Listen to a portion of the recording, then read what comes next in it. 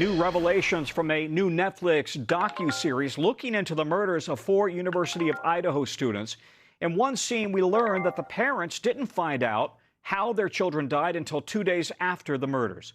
And 2 of the victims nearly left campus the day before the murders to go to a football game.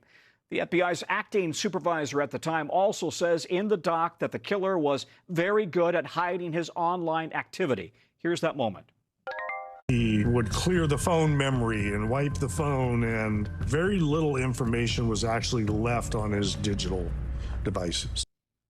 It comes just days after Brian Kohberger moved to withdraw his guilty plea.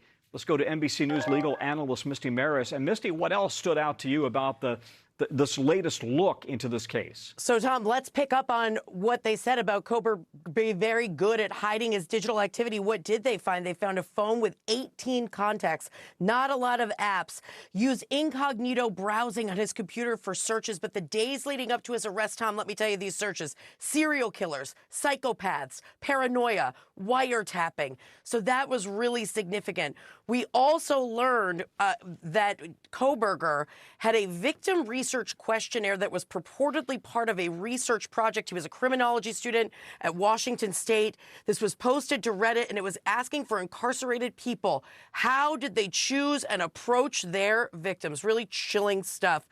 In addition to that, 2 weeks before the murders, Kaylee and one of the roommates found the front door open at their house and the washing machine running. Kaylee also saw somebody while she was walking her dog in the night. So this was really, really chilling new information, in addition to a minute-by-minute account of how law enforcement ultimately identified and arrested Kohberger, knowing more than we knew at the time, with Kohberger as their target.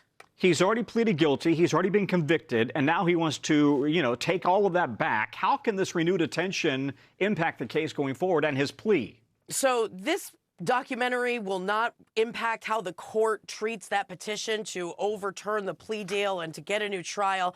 But eyes are certainly on this case, Tom. And keep in mind, he had until September to file that petition with the court, but he filed it this week, right when this documentary was about to come out. So to the extent he's looking for attention, he's certainly getting it. Misty Marris, thank you very much.